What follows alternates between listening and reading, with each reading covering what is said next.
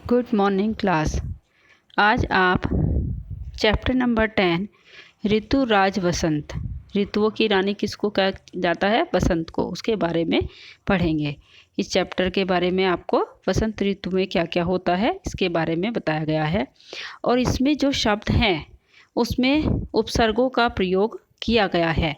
उपसर्ग का प्रयोग कैसे होता है ये बताया गया है। और जैसे कि आप हिंदी में भी पढ़ते हैं उपसर्ग, तो जो शब्दांश शब्द या धातु से पूर्व लगकर, पूर्व मतलब पहले लगकर उनके अर्थ में परिवर्तन करते हैं उन्हें उपसर्ग कहते हैं। इनका स्वतंत्र रूप से प्रयोग नहीं होता है। जैसे गम यानी कि उसका मतलब है जाना, तो आम अगर उपसर्ग उसमें लगा दिया गया है आगम। निर प्लस गम निकलना, और आ लग गया है तो गम का मतलब वैसे जाना होता है, अगर आ लग गया तो हो जाएगा उसका मतलब आना। अनु लगा दिया तो गम, इसका मतलब होता है अनुगम यानी कि किसी के पीछे जाना। और यदि अव उपसर्ग लगा दिया है अवगम तो जानना। देखो एक ही गम शब्द है परंतु उसमें नए नए उपसर्ग लगा करके उसका कितनी बार मीनिंग हमने बदल दिया है। आगम, निर्गम, अनुगम, अवगम, तो सब में उसका मीनिंग चेंज हो गया, जबकि अर्थ मेन रूप से गम का क्या है? गम धातु है, उसका अर्थ है जाना। तो ये आप अभी पढ़ेंगे। अनु उपसर्ग, अनु प्लस गम पीछे पीछे चलना, तो क्या है? बालह अम्बाम्ब अनुगच्छति। बालह मतलब लड़की, लड़का माँ के पीछे पीछे चलता है। ये चित्र में भी दिखाई दे रहा है कि बाल है यानी कि बालक या लड़का माँ के पीछे पीछे चलता है। छात्रः अध्यापकम अनुगच्छति। सभी छात्र, छात्रा यानी कि बहुवचन है तो इसलिए सभी छात्र अध्यापक के पीछे पीछे चलते हैं। फिर है अनु प्लस क्रय, क्रय धातु में अगर अनु लगाया तो क्या बन गया? नकल करना। पुत्र जनकम अनुकरोति, नकल करना मतलब सिर्फ एक एग्जाम में ही नकल करने को नकल करना नहीं कहते हैं, 1000 तरह से नकल होती है। ठीक है, तो पुत्र है जनकम अनुकरोति, पुत्र जो है पिता का अनुकरण करता है यानी कि पिता की नकल करता है। जैसे जैसे पिता कर रहा है वैसे वैसे ही कर रहा है वो। वानर है बालकम अनुकरोति, बंदर जो है बालक की नकल करता है। अब चित्र में भी दिखाई दे रहा है कि जैसे जैसे बालक कर रहा है वैसे ही हाथ दो है बंदर ने फैलाए हुए हैं, तो बंदर बालक की नकल करता है। फिर अनु प्लस भू, अनु उपसर्ग भू धातु में लगाया तो क्या बना? अनुभव करना। पुत्रम दृष्ट्वा माता सुखम अनुभवती, पुत्र को देखकर माता सुख का अनुभव करती है। ठीक है, पुत्र को देखकर माता सुख का अनुभव करती है। जनः पर्वतेषु सुखम, लोग जो हैं पर्वत पर सुख का अनुभव करते हैं। पर्वतों पर जाकर के बड़ा सुकून मिलता है क्योंकि वहाँ पर शांति होती है, इतनी ट्रैफिक शोरगुल ये सब कुछ नहीं होता है, तो इसलिए कहा गया है कि लोग पर्वतों पर जाकर या पर्वतों पर सुख का अनुभव करते हैं। फिर आता है, अच्छा यही है, अनु प्लस नी, अनुनय करना। भक्त है देवम अनुनयति, भक्त देवता का अनुनय करते हैं यानी कि उनकी में श्रद्धा रखते हैं, उनका अनुसरण करते हैं। चोर है सैनिकम अनुनयति, चोर सैनिक का अनुकरण करते हैं। फिर है अनु प्लस सु, पीछे पीछे चलना। सीता रामम अनुसरती श्रेयसे, सीता राम का अनुसरण करती है यानी कि सीता जो है राम के पीछे पीछे चलती है, अनुसरण करती है ये भी कह सकते हैं, और सीता राम के पीछे पीछे चलती है ये भी कह सकते हैं। विद्वान ज्ञानम अनुसरती, विद्वान जो है ज्ञान का अनुसरण करते हैं यानी कि ज्ञान के पीछे पीछे चलते हैं। विद्वान को जहाँ से भी कोई ज्ञान प्राप्त करने की वो होती है वो उसके पीछे पीछे चल देते हैं और ज्ञान प्राप्त कर लेते हैं। फिर है आ प्लस गम यानी कि आना। छात्रः विद्यालयम आगच्छन्ति, सभी छात्राएं जो हैं विद्यालय आती हैं या आ रही हैं। जनकः आपणात् गृहम् आगच्छति, पिता बाजार से घर आते हैं। आपणात मतलब बाजार, दुकान। आ प्लस नी यानी कि लाना। अब आ ही उपसर्ग है लेकिन अलग अलग धातु में लगा हुआ है। यहाँ गम में लगाया और वहाँ पर नी में लगाया। तो माता पुत्राय जलम आनयति, माता पुत्र के लिए जल लाती है। पुत्राय मतलब इसमें के लिए है, पुत्राय चतुर्थी विभक्ति का प्रयोग हुआ है। पुत्राय जलम आनयति, पुत्र के लिए जल लाती है। सूर्य है प्रकाशम आनयति, सूर्य प्रकाश लाता है। ठीक है ना, सूर्य से प्रकाश आता है तो सूर्य जब आता है तो प्रकाश ही आता है। उत प्लस स्था मतलब उठना। रमा अध्यापिकाम दृष्ट्वा उत्तिष्ठति, रमा अध्यापिका को देखकर उठती है। लोलुपः धनम दृष्ट्वा उत्तिष्ठति, लोलुपः मतलब लालची व्यक्ति, लालची धन को देखकर उठता है। उत प्लस पत यानी कि उड़ना, उत्पत। वायुयान आकाशे उत्पतति, वायुयान यानी कि हवाई जहाज आकाश में उड़ता है। आकाशे खगाः उत्पतन्ति, सारे पक्षी आकाश में उड़ते हैं। यहाँ पे सारी चीज़ें जो है बहुवचन है। आकाशे खगाः उत्पतन्ति, आकाशे तो एक ही होगा, उसका तो बहुवचन का कोई मतलब नहीं है, तो इसलिए आकाश में सारे पक्षी उड़ते हैं।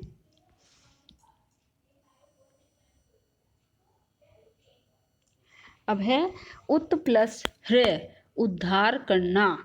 ज्ञानम जनान उद्धरति, ज्ञान से लोगों का उद्धार, ज्ञान जो है लोगों का उद्धार करता है। जिसे ज्ञान आ जाता है उसका तो उद्धार हो ही जाता है। ईश्वर है भक्तान उद्धरति, ईश्वर भक्तों का उद्धार करता है। अव प्लस त्रय यानी कि उतरना। वायुयान धरायाम अवतरति, वायुयान धरती पर उतरता है। चंद्र किरणः आकाशात अवतरन्ति, चांद की किरणें आकाश से उतरती हैं। बिल्कुल आकाश से ही आती है ना। तो अव प्लस सद दुखी होना, अवसद। रुग्ण है पीड़िया अवसीदति, रोगी को पीड़ा रोगी पीड़ा से दुखी होता है। ठीक है, रोगी जो है पीड़ा से दुखी होता है। अनुत्तीर्ण है छात्र अवसीदति, अनुत्तीर्ण छात्र दुखी होते हैं, जो फेल हो जाते हैं। अनुत्तीर्ण का मतलब फेल होना, तो जो फेल हो जाते हैं वो छात्र दुखी होते हैं। प्र प्लस नम प्रणाम करना। छात्रौ गुरुम प्रणमतः है, दोनों छात्र गुरु को प्रणाम करते हैं। यहाँ पे द्विवचन आ गया है। अहम जनकम प्रणमामि, मैं पिता को प्रणाम करता हूँ। प्र प्लस विश प्रवेश करना। अध्यापक है कक्षाम प्रविशति, अध्यापक कक्षा में प्रवेश करता है। मूषक है गृहम प्रविशति, मूषक यानी कि चूहा घर में प्रवेश करता है। प्र प्लस रुद्र उगना। सूर्य है प्रातः काले प्ररोहति, सूर्य सुबह के समय उगता है या उदय होता है। वृक्ष है अंकुरात प्ररोहति, वृक्ष अंकुर से उगते हैं, पहले अंकुर डालेंगे हम उसमें तभी वृक्ष होंगे। प्र प्लस सद प्रसद यानी कि प्रसन्न होना। मधुरम वचनम श्रुत्वा जनाः प्रसीदन्ति, मधुर वचन सुनकर लोग प्रसन्न होते हैं। जनाः भी बहुवचन है, प्रसीदन्ति भी बहुवचन है, तो लोग प्रसन्न होते हैं। अहम मित्र ही से प्रसीदामि, मैं मित्र के साथ प्रसन्न हूँ, यानी कि लोग मित्र के साथ तो सभी बच्चे प्रसन्न हो जाते हैं। तो ये हुई सारे में आपको उपसर्ग लगा के बताया गया है। कहाँ उत है, कहाँ आ है, कहाँ नी प्र है, ऐसे कहाँ अव है, कहाँ सारे उपसर्ग के शब्द आपको बताए गए हैं। उसी के अनुसार ये चैप्टर बनाया गया। अब अरुणा सारिका च परस्परम वार्तालापम कुरुत है। एक अरुणा है और एक सारिका है, दोनों आपस में वार्तालाप करती हैं। अरुणा हे सारिके किम तुम जानासी यत भारते षड ऋतवः भवन्ति। अरुणा कहती है अरे सारिका क्या तुम जानती हो कि भारत में 6 ऋतुएं होती हैं। सारिका कहती है आम जानामि, हाँ जानती हूँ। तेषाम नामानि सन्ति, क्या तुम्हें उनके नाम पता हैं। वसंत है, ग्रीष्म है, वर्षा, शरद, हेमंत है, शिशिर है च। वसंत ऋतु, ग्रीष्म ऋतु यानी कि गर्मी की ऋतु, वर्षा ऋतु यानी कि रेनी सीजन, शरद ऋतु यानी कि ठंड, हेमंत ऋतु और जब पतझड़ होती है, और शिशिर ऋतु। ठीक है, ये हुई है 6 ऋतु। अरुणा कहती है वसंत ऋतु कदा आगच्छति, वसंत ऋतु कब आती है? तो सारिका कहती है वसंत ऋतु तो फरवरी मासे आगच्छति, वसंत ऋतु तो फरवरी के महीने में आती है। सबको ही पता है ना, वसंत ऋतु फरवरी के महीने में आती है। अरुणा वसंत ऋतु किम किम भवती, अरुणा वसंत ऋतु में क्या क्या होता है, उससे पूछती है। फिर सारिका कहती है वसंत ऋतु सुगंधित है पवन है मंदम मंदम बहती, वसंत ऋतु में सुगंधित हवा यानी कि बहुत ही प्यारी सी हवा जो है धीरे धीरे बहती है या चलती है। वृक्षेषु नवीनानि पत्राणि प्रभवन्ति पुष्पाणि च विकसन्ति, और वृक्षों पर नए नए पत्ते और फूल उगते हैं और खिलते हैं। उगते भी हैं, नए नए पत्ते उगते हैं और नए नए फूल खिलते हैं। सर्वत्र सुगंध है प्रसरती, चारों ओर, सर्वत्र का मतलब चारों ओर सुगंध फैलती है, फैल जाती है। जब नए नए फूल उगेंगे अच्छे अच्छे तरह तरह के, और सब फूलों की अलग अलग खुशबू होती है, तो इसलिए वसंत ऋतु में चारों ओर सुगंध फैल जाती है। पिकाः आम्र वृक्षेषु उपविशन्ति कूजन्ति च, पिकाः मतलब कोयल, कोयल जो है आम के वृक्ष पर बैठकर कूजती है, बैठती है और कूकती है। पिकाः यानी कि कोयल आम वृक्षेषु आम के वृक्ष पर, उपविशन्ति बैठती है, च कूजन्ति और कूकती है। वने मृगः इतस्तः विहरन्ति, वन में हिरण इधर उधर घूमते हैं, विहार करते हैं। ठीक है। आकाशे खगः उत्पतन्ति, आकाश में पक्षी उड़ते हैं। जनः कोकिलानां मधुरं स्वरं श्रुत्वा प्रसीदन्ति, लोग कोयल के मधुर आवाज़ को सुनकर प्रसन्न होते हैं, लोग कोयल की मधुर आवाज़ सुनकर प्रसन्न होते हैं। सर्षपस्य पादपेषु नवीनानि पीतानि पुष्पाणि उद्भवन्ति, सरसों के पेड़ों पर या पौधों पर नए नए पत्ते और फूल उगते हैं। सरसों के पेड़ पर नए नए जो पीले पीले फूल होते हैं ना सरसों के, तो सरसों के पेड़ पर, पौधों पर, पेड़ तो नहीं होते, वो छोटे ही होते हैं, तो पौधों पर नए नए पत्ते और फूल उगते हैं। अरुणा कहती है हे सुरेखे अस्मिन् काले वातावरण कीदृशं भवति, अरुणा हे सुरेखे यानी कि सुरेखा, इस समय वातावरण कैसा होता है, मतलब मौसम कैसा होता है। सुरेखा कहती है हे अरुणे वसंते न अति उष्णम न अति शीतम च भवति, हे अरुणा वसंत ऋतु में न अत्यधिक सर्दी होती है और न अत्यधिक गर्मी।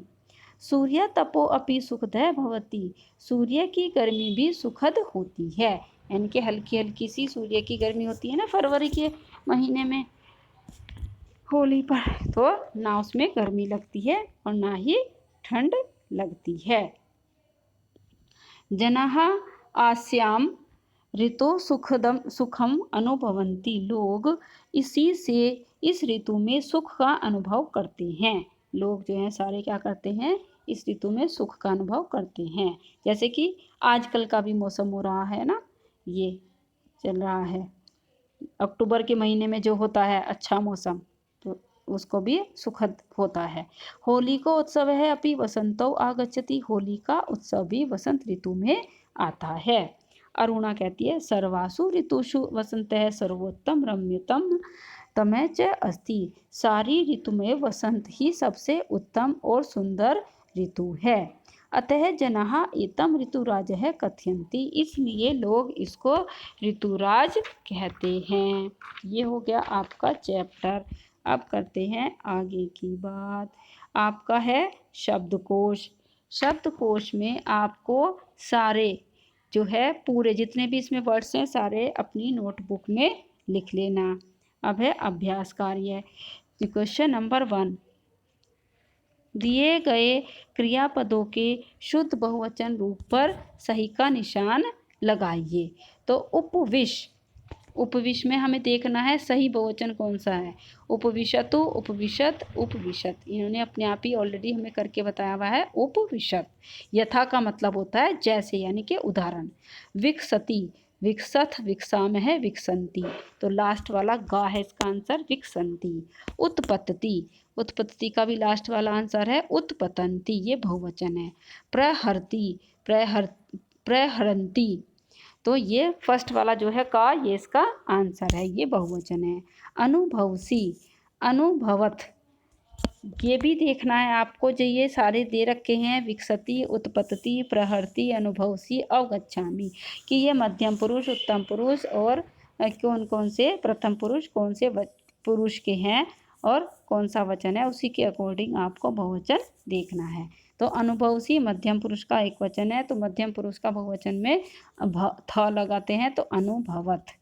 अवगच्छामि, ये उत्तम पुरुष का एक वचन है, तो उसकी जो उसमें धातु में आमी लगाते हैं और उसके बहुवचन में क्या लगाएंगे, आम है, तो अवगच्छामि है इसका आंसर है। अब आता है एक पद में उत्तर दीजिए। अध्यापक है कुत्र प्रविशति, अध्यापक कहाँ प्रवेश करता है, कक्षाम, कक्षा में। ज्ञानम अनुसरति, कौन ज्ञान का अनुसरण करता है, विद्वान है। जनाः कुत्र सुखम अभवति, लोग कहाँ सुख का अनुभव करते हैं, पर्वतेषु, पर्वतों पर।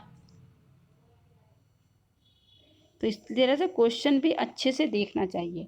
ज्ञानम कान उद्धरति, ज्ञान किसका उद्धार करता है, जनान का, लोगों का। वसंते पवनः कीदृशः भवति, वसंत में हवा यानी कि कैसी होती है, सुगंधित। फिर है क्वेश्चन नंबर 3, रेखांकित क्रियापदों को शुद्ध करके लिखिए। बालकः विद्यालयात् निर्गच्छतः, इसका आएगा निर्गच्छतः कहा, निर्गच्छन्ति, यानी कि बाल का भी बहुवचन है, विद्यालयात् भी, तो उसी के हिसाब से लगेगा निर्गच्छन्ति। अहम उद्याने विहरामि है, तो ये बहुवचन लगा दिया इन्होंने यहाँ पे, विहराम में आएगा आमी, विहरामी, तो आ जाएगा विहिरामी। लतायाम पुष्पाणि उद्भवसि, उद्भवन्ति, आ जाएगा उद्भवन्ति। खगौ आकाशे उत्पतति, उत्पतत, द्विवचन आएगा, और उत्पतति एक वचन है तो उत्पतत है। भक्त है ईश्वरम प्रणमत है, भक्त प्रणमति, भक्त है एक वचन है और इन्होंने लगा दिया द्विवचन, प्रणमत है हमें, तो बनेगा प्रणमति, तो यह आ जाएगा द्विवचन। क्वेश्चन नंबर 4, निम्न क्रियाओं का उनके अर्थ के साथ मेल कीजिए। अनुभवन्ति, अनुभव करते हैं। उपगम्य, जो है पास जाकर। आनयति, लाता है। अनुसरति, पीछे जाता है। और निर्गच्छति, क्या होता है, निर्गच्छति का होगा निकलती है। हाँ, तो ये हो गया आपका चैप्टर कंप्लीट, क्वेश्चन नंबर 4 तक। 5, 6 आपको नहीं करना है, और बाकी जो इसके असाइनमेंट्स हैं वो आपको बता दिए जाएंगे कि कहाँ से कहाँ तक को आपकी इसके नोटबुक में लिखनी है। और जो भी बात समझ में नहीं आई होगी उसको आप अपनी लाइव क्लास में पूछ सकते हैं। Okay, thank you.